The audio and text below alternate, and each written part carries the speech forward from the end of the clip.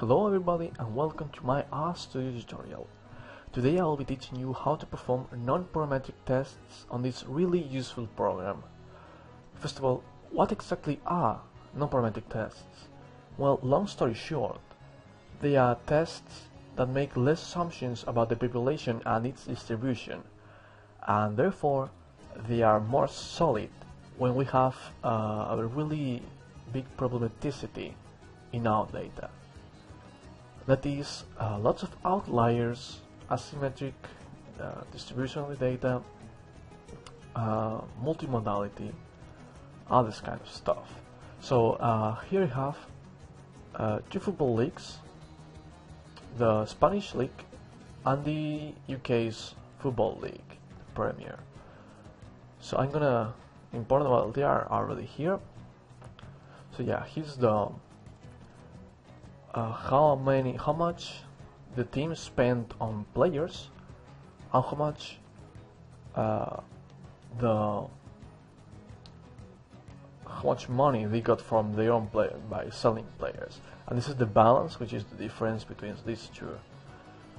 Okay, and the same for the Premier. So now first of all, we have to do some preliminary checks just to know if our data is really problematic or not. So we first go for a box plot on all the columns in the data frame, and here you can see there's some outliers in altas, some outliers in bajas, and 4 outliers in the balance, which is really dangerous since we only have 20 teams. And this is really unsettling. So this is the first warning. Okay, if we next go for a bar plot, we'll find this monstrosity, which doesn't have any kind of symmetricity, not any single sign of modality. And we could go as well for the Premier, which again we have outliers, some here, and on the balance. So our data seems to be really problematic. So what should we do? Okay, we first should go for a t-test and see what happens. So let's perform a t-test and we get this p-value.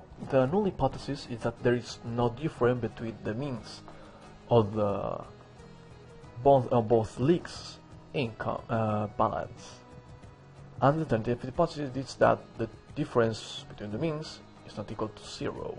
So we can check the p-value, which is really small, so we can reject the null hypothesis and go for the alternative hypothesis.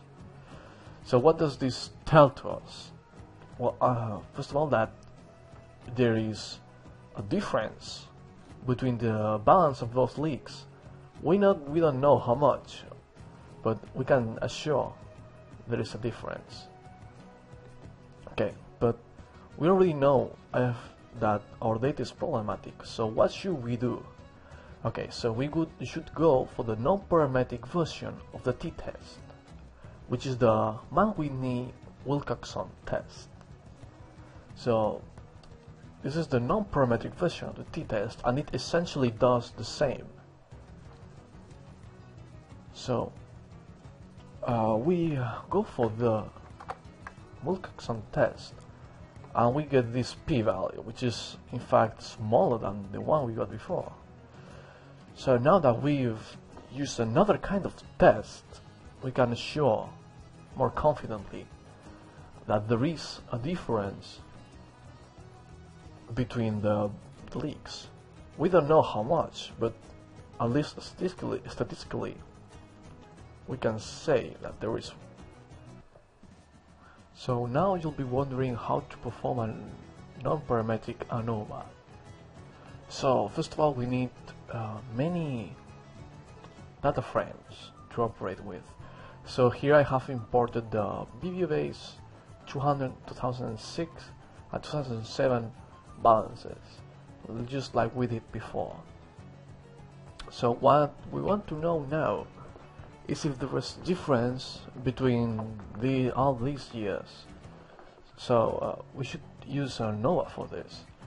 But since we already know from before, they are really problematic. So we should handle this accordingly. So how do we do this? We use a kruskal.test, which is the non-parametric version of the ANOVA. So first, since the kruskal and the ANOVA itself requires a value in function of a factor, you should build around data frame that puts all the balances factorized by its league. Basically, the balance is the conjunction of all the balances, and the league is we factorize it and we repeat the name for the league as many times as it is long. So I should fix this. So, forgot the balances, which is real smart for my part. Okay, should be better now. Okay, I'll reinitialize this. Should work. Yup. Very good. Now it's all fancy. Okay. So we'll first do a quick attach. Okay, we can use the kruskal.test. So we basically want to check the variance of the balance in function of the league. So I'll use this. Okay, it's well, the kruskal is based on the chi-squared apparently, and here we have the p-value, which is rather small. So yeah, we could say there's a difference between all these years. Yeah, just to check it, let's go for a one-way ANOVA to see if there is a difference between the tests.